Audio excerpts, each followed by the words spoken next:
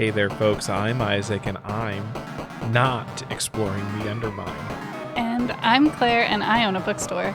And this is Make That Game, where we pitch the latest, the greatest new video game ideas that won't ever get made. We're not doing it. We refuse. No, We just won't. we won't. You can't make us. No matter how hard you try, no matter how much you ask, we're not gonna do it. Anyways. I mean, you could potentially pay us money to do it.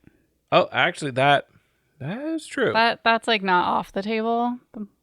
You know, just saying. Just wanted to put that out there. But okay, if we don't make games, what do we do here? What we do here is we pitch video game ideas back and forth, Okay. and we talk about the game design of those ideas. I guess we do say that in the intro bit that I'm trying to riff off of right now. So I guess I'm not doing a very good I mean, riff. we say that, but we don't explain it. That's true. That is true. Like, you'd have to really true. stop and think about what we just said to really absorb the information, I think. Yeah. Absorb like Kirby, video game hero. I mean, I wish I could absorb information like I guess he Kirby. doesn't absorb, he copies. Yeah. Can you imagine if Absorb is what SpongeBob does. I don't think I've ever seen SpongeBob do that, to be quite honest. He's a sponge. Right, but like, he doesn't do a lot of absorbing, does he? When you really think I about think it. so. I think so. Name one time. Like, Yeah, it's hard, right? It's hard. I mean, I can't think of a specific episode example, but like he does the thing where he like gets big and then he shoots a bunch of water out of all of his holes. I feel like that happened like when he got sick, like once. That happened. One episode. Okay. All right. Okay. Do you have a game idea to pitch to me? Well, does it involve SpongeBob? No, Oh, but I do have a game idea. okay. But remember, our theme was spider. Yes, we didn't announce it last episode. No, we said at the beginning we were gonna, and then Will we didn't. remember this time? We'll see. You got to listen till the end to find out. Yeah. So I looked up spider because I didn't know what to do. Mm-hmm. And I found something else. And it's called a spider pan. A spider pan. And it's a cast iron frying pan. Spider-Man. Spider-Pan. Pan, Spider-Pan does whatever a spider pan can't. Anyways. Yeah. So the spider pan, it's like a frying pan, a cast iron frying pan, but on 3 legs that are really tall. Oh, okay. I have it open right here for Okay. visuals. Oh my god. So you put it over a campfire. Yeah. It's got 3 tall Okay. legs, but otherwise it's just a pan. Okay. So I was really inspired by that because it looked so cute and silly. And then my game, now I have to pull up my notes because that was just the introduction. Is your game about making things tripods? No. It's called Learn 'em Up Kitchen. Oh. It's called Learn 'em Up Kitchen. Because kids aren't allowed in the kitchen. Well, they are. That's Yeah. you have them play Learn 'em Up Kitchen so that they can be in the kitchen. Oh, okay. Yes. Yes. Okay. Quick diversion. What age would you say did your parents start foisting cooking responsibilities upon you? Like, when did you learn your first like cooked recipe? So I was never responsible for recipes, but I was baking at like 3. Whoa. Yeah. There's like Okay. pictures of me like helping with cakes and cookies. Okay, and stuff. helping with cakes. No, Yeah. I'm talking about Like alone. like maybe there for supervision. I think I made pancakes by the time I was like 8 or 9. Okay, all right, Yeah. cool. What about you? I think it was around 8 or 9. Blackberry jam. Oh wow. Okay. Yeah. I feel like anything on the stovetop, like pancakes, soup, mac and cheese, like that's what I made first. And then also baking stuff. I could bake Yeah. stuff by myself. All right. So, okay, sorry. Learn 'em up kitchen. Yeah. Let's so bring it you back. play- Reeling it back. You play as a spider pan. The spider pan, and it's You are you are the spider pan. It's gonna have big eyes, and it walks around. It's a little guy. okay. I'm gonna have to post this on social media so people can see what it looks like. You Yeah. can also just Google spider pan. It's a real thing. It's real. That's what it's called. I don't like that it's real, but it is real. And you can buy one for $175. Oh, that's a steal Historic for housefitters.com. for a spider pan.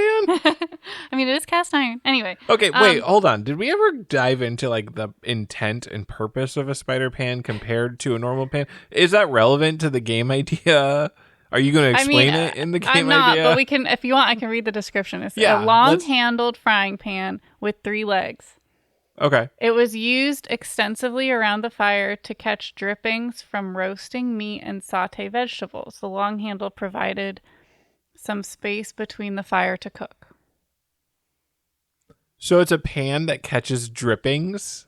That's one of it. It can also saute vegetables. Okay. Look, Okay. I just thought it was cute. Yeah, no, it is Okay. extremely cute. So you play as a spider pan, and you have to complete puzzles to gather ingredients for recipes, and then you cook them. So it's just supposed to teach, like, the ingredients would be like real things. So it's like if you're making mac and cheese, and it's like mac and cheese, you got to get the macaroni and the butter and the water, and so it's like, but there'd be like little mini games to like access the things. Okay. All right.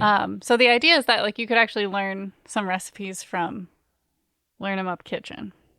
And the spider pan is more like a Clippy character. Oh. Okay. Like you move him around, but he's also kind of guiding you through the journey. Because I feel like a lot of Learn 'em Up games have that character. You need to help me find 3 potatoes. Yeah, exactly. Yes, that's exactly the vibe. The potatoes might be in the pantry. Do you remember where the pantry is? Yeah, I can, again, like little mini games, like, I don't know, like, oh, there's spills on the ground. You got to navigate the spills to get to the whatever. Oh, yeah, because you don't want to spill your chili. Yeah. So that's really all it is. That's Learn 'em Up Kitchen. I took Spider and I went in a totally different direction. Yeah, no, with that it, has that is. But I also learned something new, and that's beautiful. quite. All right. What about you? What is your Spider game? Well, that's a very good question. Do I have a spider game? The answer, yeah, I do. Whoa, had me going there for a second. Okay, so I'm trying to come up with a name, and I should have come up with that beforehand, but I never come up with names. Names are hard for me because I have if you've stuck around for a rapid fire round, you know that I have very, very specific specificities with names. I really want it to be like Charlotte's Web, but I don't know how to make that work without it being Charlotte's Web. Charlie's Web. I don't know. Okay, something web. web. I guess if it's a name, you can just do whatever you want. Yeah. And you just have to be not close enough for someone to sue you. Anyways, the actual game idea is a web building game. Okay. Oh, okay. And that's that. I mean, That's all you gotta say? no. That's the end of it? Wow. All right. Nope. So the idea here is to make a ridiculously complex simulation of like how spiders would navigate and like create webs. Like it's not like a silly little, oh, you're a spider building a web game. It's like it's like farm tractor simulator where like you are now living as a spider. Okay. And so, like, you have to manage controlling all the different legs and making sure that, like, the attachment points are secure and using, like, the back legs to, like, grab a strand from your butt and then move it onto an existing strand and then, you know, like how spiders build webs. And it's just a very complex, like, situation. And, like The Sims, you have the bathroom. I don't know why I started with the bathroom. Well, but also the food needs, the bathroom Oh, needs. gotcha. So your spider has needs. I thought you were saying like you're building your web, and the web has to have a bathroom and a kitchen and a living room. No. And I was like, well, is it Like- realistic or is it not real? Like you're balancing the needs because obviously it takes like nutrients and energy to manifest silk. Like spiders don't just do that for free. They have to eat, and if they can't catch stuff, then they don't have enough energy to make a bigger web to catch more stuff. Although, I guess spiders don't really operate on that principle, do they? On what principle? On Spiders don't like infinitely. They aren't like capitalist. They don't infinitely expand. no. So maybe now I'm like, And their huh. lifespans are pretty short, relatively, too. So I guess I should have researched spiders a little more. No, but this is fine because one thing that they do have to do is the webs do get damaged right. through catching things or things moving through them, and just weather events and stuff. And so that could be part of it. Is you as a spider could like determine when you rebuild and when you like completely move, like when it's worth it, and like the gameplay is lasting as many days as you can. And a spider's life is hard because people want to swat you. That's the difficulty modes too. Like, So there's going to be humans in it too. There's nature spider, like deep nature spider, which has like moose and stuff that like just crash through. And then like hiking trail spider is like, oh, sometimes humans come by and they might just squash you because they're evil like that. And then there's like bathroom spider where you have to constantly contend with humans. So because spiders' lifespans are short and you're doing like this thing and it's kind of a survival game almost. Yes. Yeah. Would it be like obviously you're trying to survive as long as possible, but then there's also old age. Is your spider susceptible to that? Or like could you do like if your spider lays eggs, you can play like one of the babies if it like goes that long and you could just do generation after generation? Or is it just like there's a limit to how long you can play, or is your spider just infinite? I would say that there would be a limit to how long you could play. Like in-game days, like take the lifespan of a spider. You could even have different spider species. This could be the one-stop drop for all spider simulation needs, as long as they're a web-building spider, because I don't want to get into like tarantula. What are we doing? Tarantula? They don't build webs. This game's name is Charlie's Web. I mean, it could be called just Web Simulator, Spider Sim. Yeah, that's probably Spider Simulator 2027. You've heard it here first. It's coming out in 2 years. Wow, that's a short amount of time for a very detailed spider game. Very detailed, pushing physics and control systems as hard as they can go. Oh, our cat is meowing at us. I'm sure you can hear that one. He wants to be on the podcast. He wants to be on the podcast. He wants to be a co-host. I don't know what he wants because I just sat with him right before you. Oh, jeez. And he doesn't know a lot about video games. He actually really likes to watch speedruns, though, because they're bright and colorful. He's playing. Anyway, this is actually now play-by-play what's happening with the cat. But all right, yeah. Well, where were you going? What were you saying before I pulled us off? I just said that? Spider Sim was a good name. That's all yeah. I said. Yeah. It's good enough. I mean, it's lazy, in my opinion. Well, which is not to say that, like... I mean, is Learn 'em Up Kitchen not lazy? No, Learn 'em Up Kids is like iconic branding. That's true. That's true. So, okay, we've just pitched games ideas to each other. We have a normal sequence to these things. Can you remind me on what's next? Yeah, what's next is we usually do like a discussion about something. Oh, okay. Did you have like a topic that you wanted to discuss? So the topic we were going to discuss today is, as we've mentioned before, we're playing through Baldur's Gate 3 because we're the cutting edge. We're on the yeah. Top oh yeah, brand new game. January 2025. Yeah, so we've been playing that, and the way that they do the actions in D&D is they have an action wheel. And I actually off the cuff said to Isaac, I really like the action wheel. I wish I could have that when I play D&D in real life. And he said, wait, I don't like it. And then I hate the action wheel. And then I said, save it for the podcast. Okay, so specifically we are playing on the PS5. So we are console peasants. And so we are forced to submit to the will of the action wheel. Do you not use the action wheel on the PC? The PC has the Royals Rumble. I don't know what I thought I was doing something there, but I'm not. Action bars. It has action bars. I'm gonna look up what it looks like. Every single game like this uses action bars, except for Baldur's Gate 3 on the console. And I think that this is a problem with all console RPGs. Like, I think that's probably how it works. I'm vaguely remembering like Neverwinter Nights, even on PC, having an action wheel, but I think it also had an action bar. Ew. Okay. Okay. And Mass That? Effect on the consoles. Yeah. Okay, great. So yeah, I do hate that. So Oh my God, Claire hates the action bar. you can see me hating it live when we were doing our roguelike, because there's one game that used an action bar and it was a struggle. Oh. Do you remember that?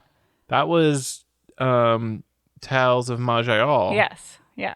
With the slimes in Yep. the forest. And you kept being like, use that thing. And I'm like, what are you talking about? So anyway, so now I know what it looks like. Okay, great.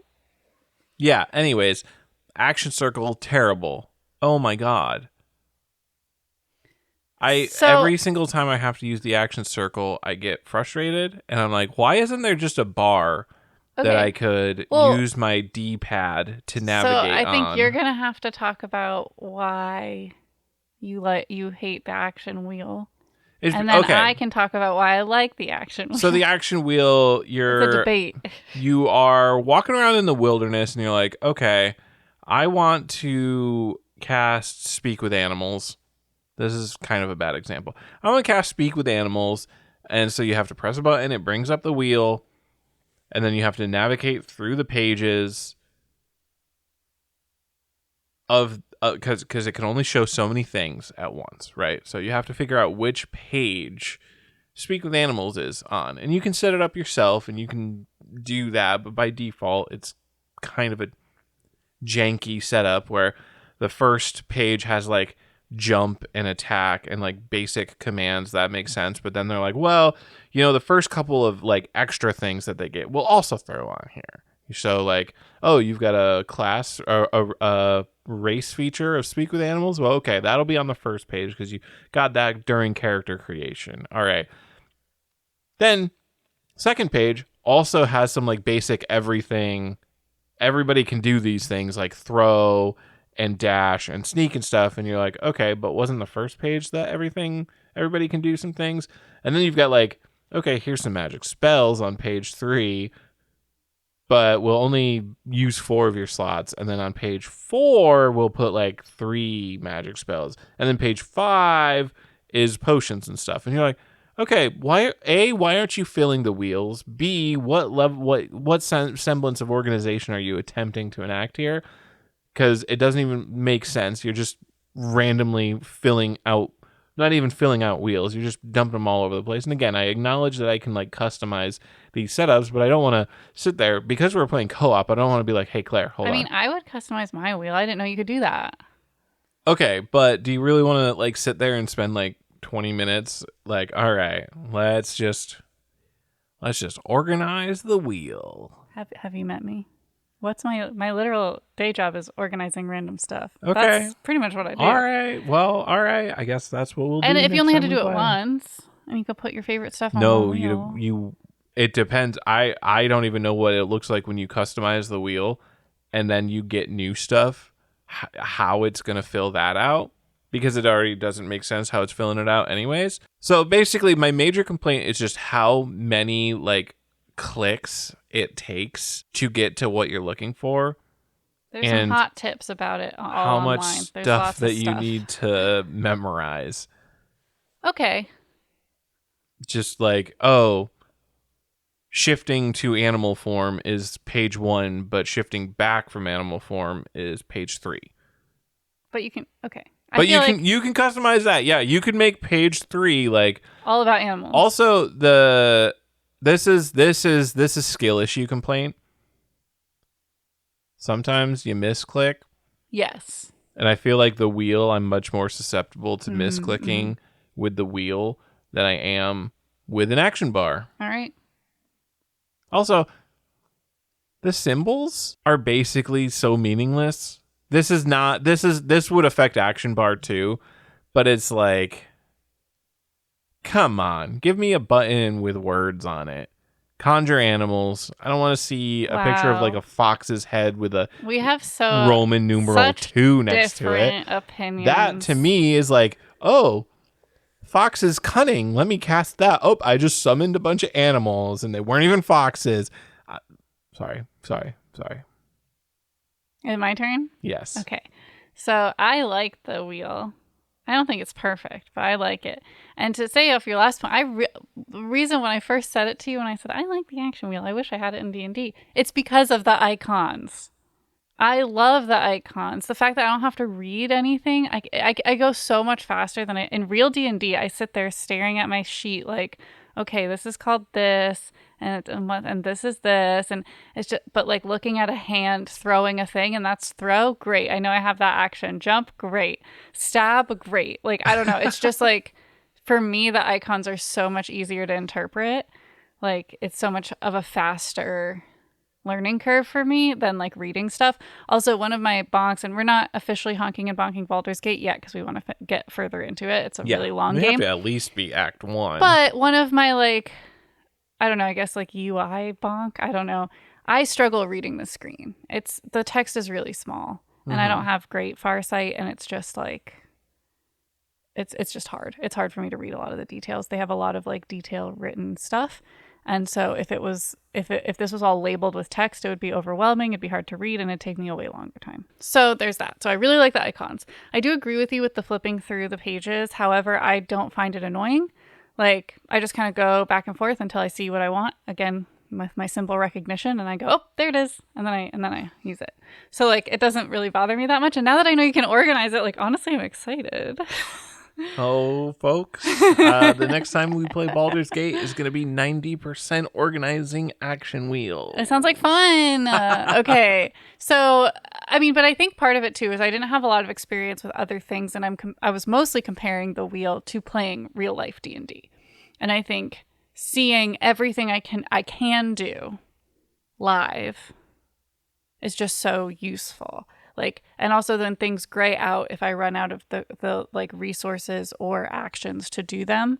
That's also like so useful. Like I think when I play real D&D, like in real life, I don't consider every move I could make because it's so overwhelming. But with the action wheel, I can just glance and I'm like, oh, that might be cool. Maybe I'll try that. You know, I try more things. I think I branch out. With an action bar, all things would be visible at once. And I don't like that. I get very easily overwhelmed by things on the periphery of the screen, and I'm really less likely to look at them, read them, pay attention to them, and be able to parse them. Like there's been games where I don't even realize that there's like a health bar until like I'm pretty far in because it's in the periphery. Wow. Like looking at an action bar makes me want to just not look at it. Like one of the basic advantages of human biology is strong peripheral vision. Okay, my peripheral vision is on the side of the TV and the screen of the video game, I guess. I don't know. It's not that I can't see my periphery. It's just I'm not paying attention to the like data there. Like we've talked about this on the podcast before. I don't want to read. I don't want to read in my video game. I don't want to read. And yeah, I don't know. I miss a lot of like the status bars or like it takes me a long time to figure that out. And I think an action bar really clutters up the view. I've only played one game with an action bar, but looking at it, I guess The Sims kind of has an action bar. Actually, doesn't The Sims have the action wheel? So it has an action. Sims 3 did. It does have it. So it has an action wheel, but it also has like a pretty detailed bar at the bottom. It's not action. You're right. It's not an action bar. But it's like a lot of information bar. And I did train myself to know how to read that. So there's that. But that was over the course of many years. Did I get super fluent in that? I will say that action bars without a mouse and action bars on split screen do lose quite a bit of value. Yeah, I think if we were playing, it would only like, I understand why the wheel is here. But again, I like that it's in the middle of the screen. I like that it's only icons. I don't mind flipping through. And I kind of like that you can't see everything all at once. Because again, for me, it goes back to playing D&D. It's too much. Seeing everything at once is too overwhelming for me. I can actually make better, faster decisions when I only see a couple things at a time. But then how do you remember the other things? I don't have to. What do you mean remember the other things? Okay, you're talking about getting overwhelmed by like having like all the too many things at once. once. So you like the page, but then like you also stated earlier that you liked having like the visual reference of like knowing what you can do. Yeah. Which to me, says that without the visual representation, you're not like aware of everything that you can do. But in order, you have to flip through the different pages. Right. So either like you're only focused on like a certain page anyways, and you still lose. Well, I don't mind flipping through the pages, but just I can flip through them one at a time. And then I only have to parse like 3 pieces of information at once instead of like 9. Okay. That's like when we talked about me reading, we all like talked about how it's harder for me to read a block of text than it is for like the text in like a dialogue scene, for example, where it comes up one by one. So I think there's just like for me, like parsing that kind of information is better in like bytes. Okay. So that's why I like the wheel. But I didn't actually know there was other options because I didn't know that. So, but yeah, I don't think, and I've never played with an action bar, so I might like it if I got used to it. But at this point, looking at the screenshot that I just looked at, it looks overwhelming to me. It's a beautiful, beautiful thing, especially when you've got keyboard shortcuts. So you're like, I'm going to press 1 to use a fireball. I'm going to press shift 1 to use fear. I'm going to press control 1 to cast teleport. I mean, that does sound pretty good, but again, like I'm not much of a PC gamer because I got a game leaning. I don't game sitting up. That's so it's hard to play on a PC without a controller because you can't. When you're playing with a keyboard, you kind of have to sit up. I don't think that's true. I think that you could. You can get one of the upside down over a couch. You can get a gamer pillow and put the keyboard on it and lean. Oh my god. Yeah, no, that's options. But yeah. Yeah, I don't know. Is there anything else to say about action bars? I mean, I think the game design here is just that like, yeah, there's just different.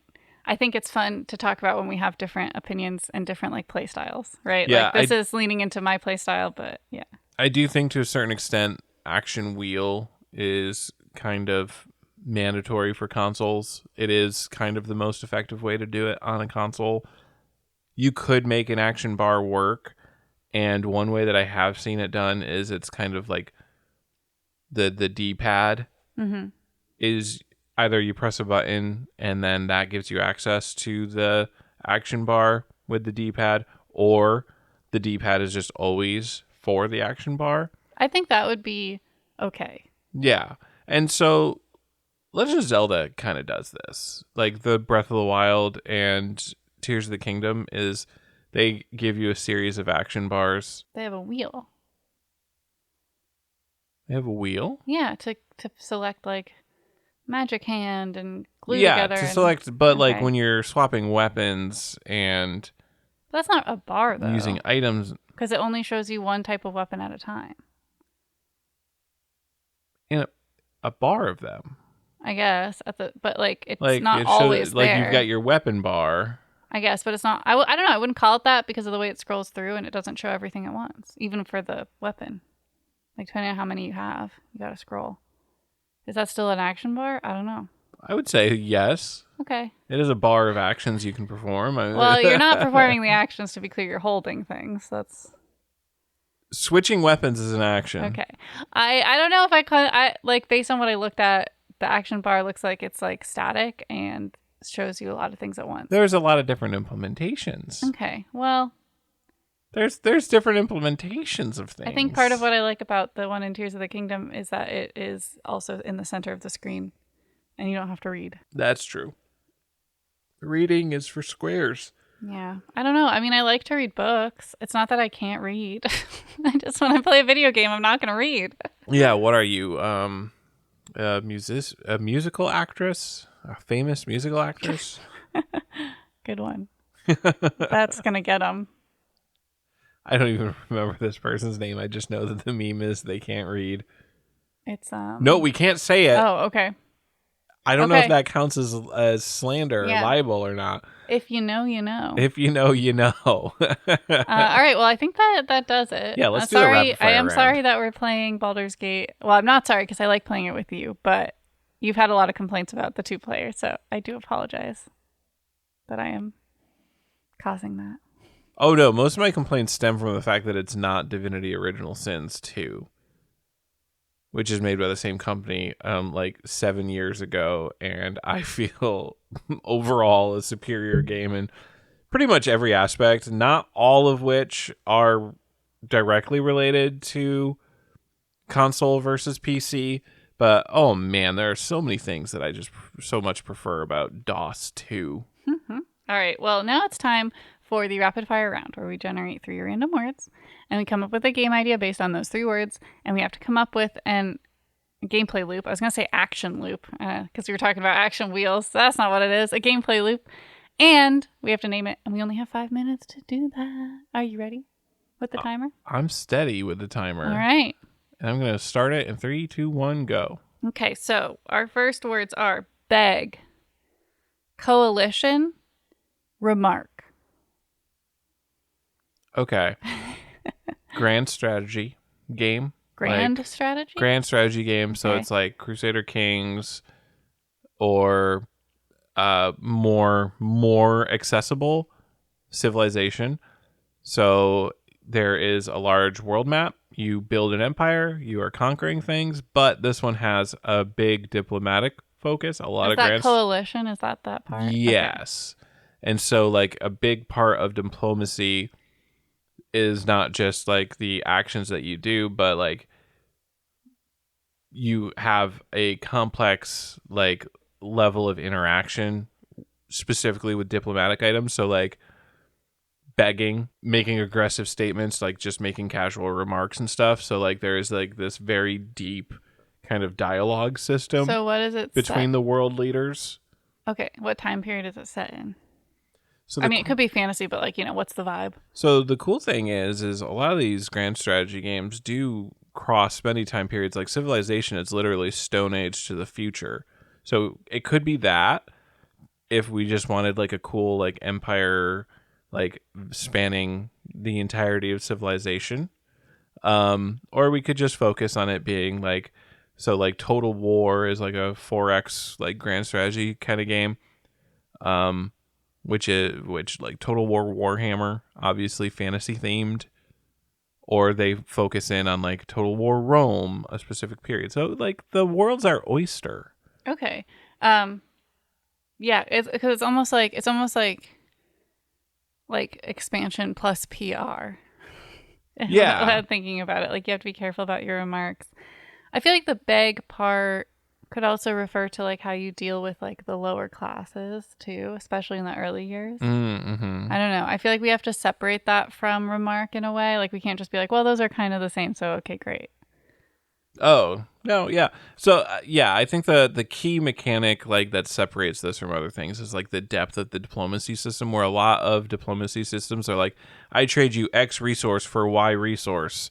I declare war on you. I ask for alliance. I give you 10 gold for alliance, like all that kind of stuff.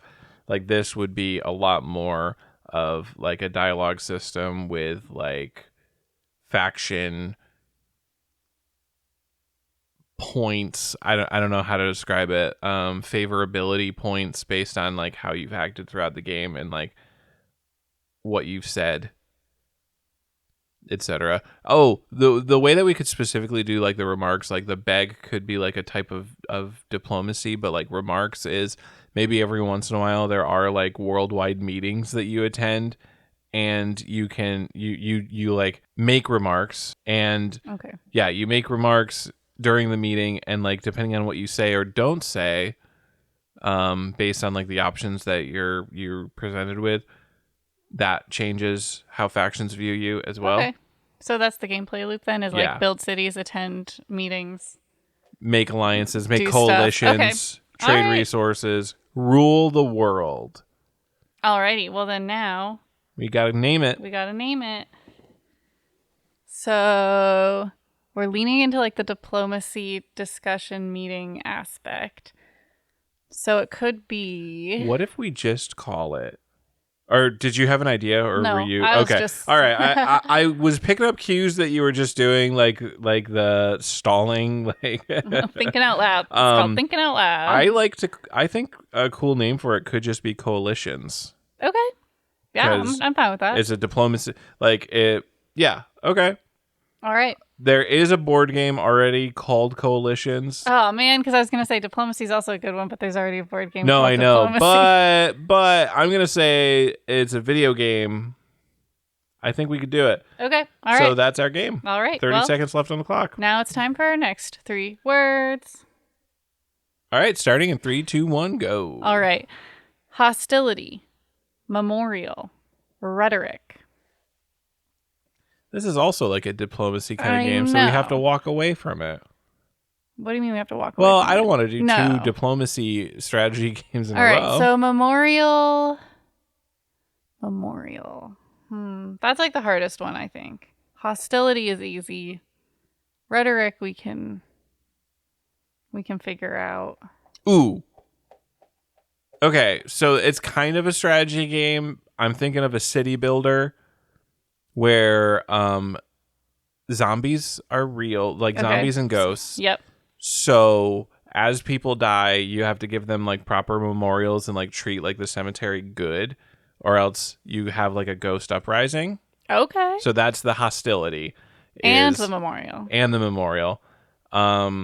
Rhetoric is hard. Okay, wait, I think I have it. Okay. So basically, it's a city builder, right? Yeah. But your city is haunted, and so you have to be like, there's like a lot of spooky stuff you got to do to keep it from being haunted. Yes. Part of that is the government is constantly trying to like they want to take over. They want to take your city back because of the spooky stuff. Yes. They want to study it, and you got to keep them out. So you're not the government in this. Correct. So you have to create like rhetoric.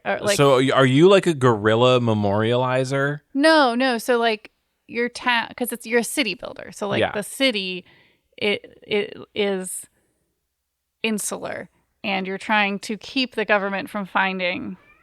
Oh, like the larger government. Yes. Okay. Like yes, not like the town government. Like you're trying to keep like. Gotcha. Like the G-men from coming in and like ripping your town apart. So you have to like, I feel like there's opportunities to like I don't know, name festivals certain things, or like block off certain areas of town when people come to visit, or like that's part of it.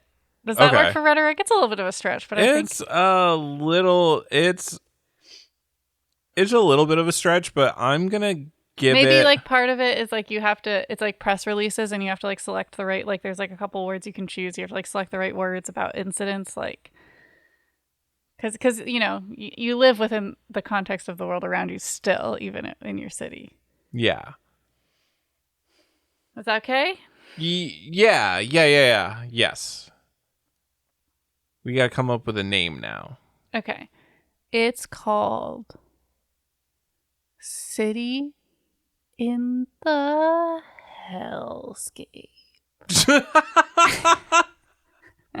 What? City from the Ghost Field. Cemetery Larry. No, that doesn't have city builder part of it. You're right. My Pretty Cemetery. Oh my God.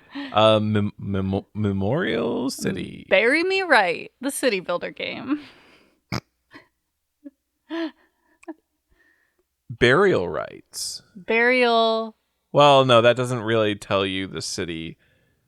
Is there a pun that we can do with burial? Nay, burial rights. Won't you nay burial. Won't you be my nay burial? Are we feeling that? Not really, but it depends how much time we have left. How I'm feeling about it. We have a minute and 15 seconds left. Okay, we're gonna put it in the back pocket. Okay, I don't hate it. All right. Okay. It's a stretch of a pun. That's why it's hard. Okay. Like if you saw that on a box, right? Would you understand the pun? Like I wouldn't. No. I wouldn't if I was reading that on a box. And I'm using your own method against you. Wouldn't. I'm sorry. You're right. No, I deserve it. Okay.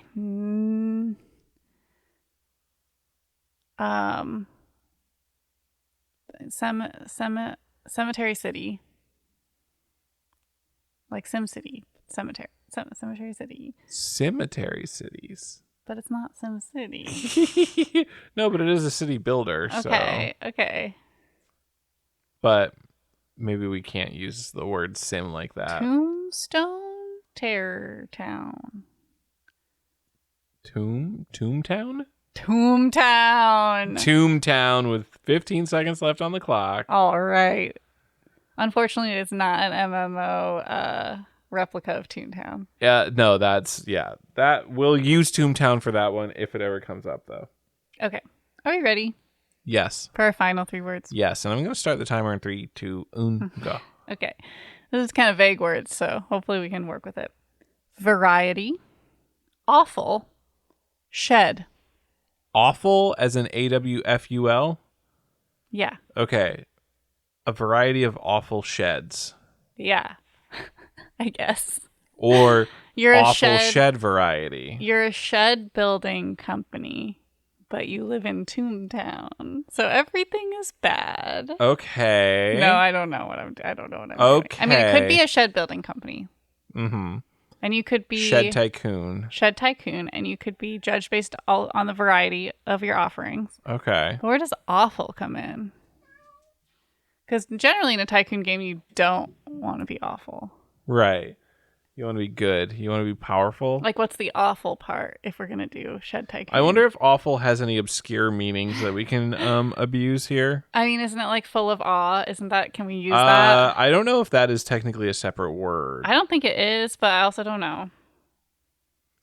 Because, like, awesome is AWE. So awful, very bad or unpleasant, used to emphasize the extent of something, especially something unpleasant or negative, of a person, very unwell, troubled, or unhappy.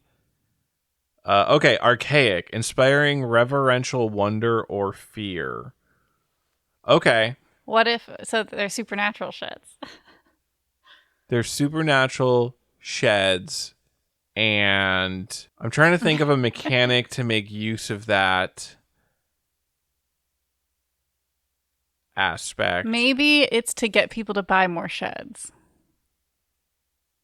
No one's going to buy multiple shed. No, but I'm thinking, like, is there a way that we can make it so, like, one of the mechanics is, like, strategically placing sheds, like, selling specific sheds to specific people, or on ley lines, or, like, in zones of influence, and like, like, and to your spread. Goal is to take over the world. With your whole world? Sure. Okay. A constantly expanding game, just like that Halloween game that one of us came up with. You came up with it, the pumpkin game. Yeah. Where you slowly snowball into, like, ruling the entire world. Yep, but it's through supernatural sheds. All right, now we need... what was the name of that game? And we just replaced every reference to pumpkin to shed. I have no memory of what the name of that game was. And you made it, so... It might not even have had a name. Okay. Do you like that? Well, okay, hold on. I just realized we talked a bit. I don't actually have an idea of what the mechanics of this game are. I don't know what the gameplay loop is. Okay, so it's Shed Tycoon. So I'm going to tell you the gameplay. Okay. Loop. So you're in your shed workshop. You're not like it's like sticky business. You're just like building stuff. All right. So you have like access to certain materials, which cost money. So you start with like a certain amount of money. You get like shed orders, and you can look at where they're ordered on the map, which would have like placement information. And then you build the shed, and then you sell it to that person. And then whatever placement, like maybe in the beginning, like some placements will get you like access to new materials, or like access to new like talismans, or whatever you're going to use for like the supernatural elements, right? So you kind of plan out when you're selling your shed, and like which areas you're placing them in first, and you get money. And you get more materials and more money and more materials, and your shed grows. Does that make sense? So is the idea you get a shed order, you look at the map, you see the area that it's in. Do you do anything special with the shed from that point on, or do you still just build it out to the customer specifications? No, so the customer specifications are not supernatural. So you get to pick what supernatural elements you add based on the location of the shed. And are those elements that like might cause unhappiness with the customer, and probably, you have to cost the benefit, like do a cost benefit analysis? Probably, yeah. Okay, so you have to be like, all right, if I do the glow in the dark paint, that will trigger the ley line in that location. But if the customer notices, they might hate it. And there can be like different goals too. Like maybe rating. You like light up all the ley lines, or you like align the planet. I don't know. There's like like certain ways you can do it. Okay, well, in Shedius. 20 seconds left. The Shed Tycoon game. Yeah, in Shedius. So anyway, that's our podcast. We have to go live this month. What? Did we go live last month? Yeah. February? Yeah, I tried to beat Ganon. You can watch it on YouTube.com. That was February? That felt game. like January. No, we didn't get one in January. We didn't get one in time. Okay. All right. So March. All right. March. We're busy. Oh, boy. I think it'll have to be the 29th. I don't think there's any other choice. Okay. All right. We'll stream on the... All right. Is that good for you? 29th. So far, it looks good. Okay, great. So we'll stream on the 29th on twitch.tv/makethatgame. Make sure you follow us so you get an alert when we go live. You might be able to see me whine live about Baldur's Gate 3. We might try to do Ganon again. I don't think we're going to do Baldur's Gate 3 because we have to... I don't know. PlayStation's mean about capture card. So we haven't tried it on the new PlayStation, have we? No, but you said we had to do a special... We had to pay for it. Oh, maybe. Okay. Anyway, well, we'll figure it out. Jinx. Do we have a theme for next week? Oh, yeah. Let's do a theme for next week. Heat. Heat? Yeah. Okay. All right. I think that's pretty usable. I think so. If you want us to use your idea for a theme, you can email us, makethatgamepodcast@gmail.com. You can also go to makethatgame.com to sign up for our newsletter, and I promise we'll send one out eventually. And, otherwise, if you heard a game today that you think is so good, but you want to play it, but you're like, where's this good game? It's nowhere, because the only way to do it is if you get out there and make that game.